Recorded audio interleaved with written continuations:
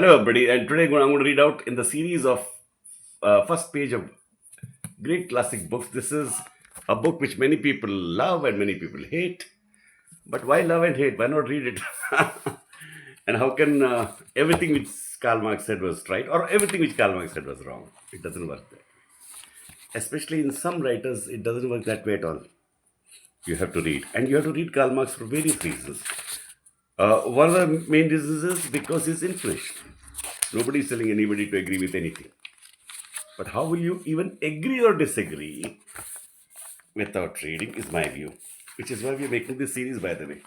It's not to tell you or force you to accept or deny, obviously. In fact, it's the opposite. It's to make people aware that there is something called reading. First. First chapter in Das Kapital by Karl Marx is commodities. Section 1. The two factors of a commodity: use value and value, the substance of value. Two factors of a commodity: use value and value. The substance of value and magnitude of value.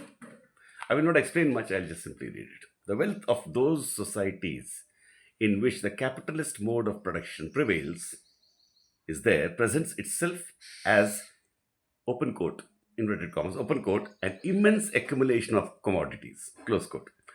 Its unit being a single commodity. Our investigation must therefore begin with the analysis of a commodity. A commodity is, in the first place, an object outside us, a thing that by its properties satisfies human wants of some sort or another.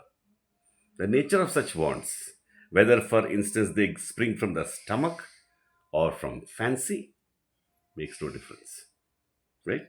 The nature of such wants, what we want, whether for instance they spring from the stomach, food, or from fancy, makes no difference. Neither are we here concerned to know how the object satisfies these wants, whether directly as means of subsistence, living, or indirectly as means of production. Commodity as the means of production to create something.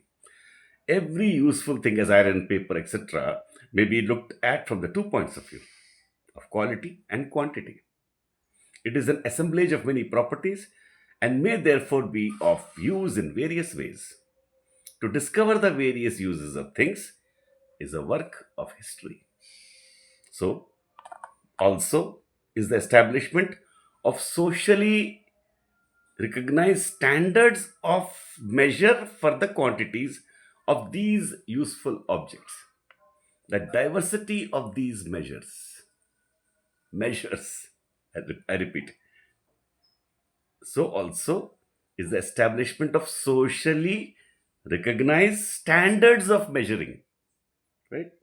For the quantities of these useful objects, the diversity of these measures has its origin partly in the diverse nature of the objects to be measured, has its origin partly in the diverse nature of the objects to be measured, partly in convention. It's because of convention, or it is because of the nature of the commodities itself. That gives rise to the various kinds of standard of measurement of what, of quality and quantity. Quality. The utility of a thing makes it a use value. But this utility is not a thing of air. Being limited by the physical properties of the commodity, it has no existence apart from that commodity. A commodity such as iron, corn, or a diamond is therefore, so far as it is material thing, a use value, something useful. The property of a commodity is independent of the amount of labor required to appropriate its useful qualities, that is, take its useful qualities. When treating of use value, we always assume to be dealing with definite quantities. Definite quantities such as dozen of watches, yards of linen, or tons of iron. The use values of commodities furnish the material for a special study that of the commercial knowledge of commodities. Use values become a reality only by use or consumption. They also constitute the substance of all wealth, whatever may be the social form of that wealth. In the form of society we are about to consider, they are, in addition, the material dispositories of exchange value. Okay. So, what did we do? That completes the first chapter. What did we do here? We read every word. I think it's lovely. And he's written a huge book. It is a huge book. Communist Manifesto is a short book, but it is a huge book. It is 1391 1391 pages, written by a very influential philosopher, Karl Marx. And by the time you end this book, whether you agree or disagree or look at it critically, you will learn so much. And actually, it's written well.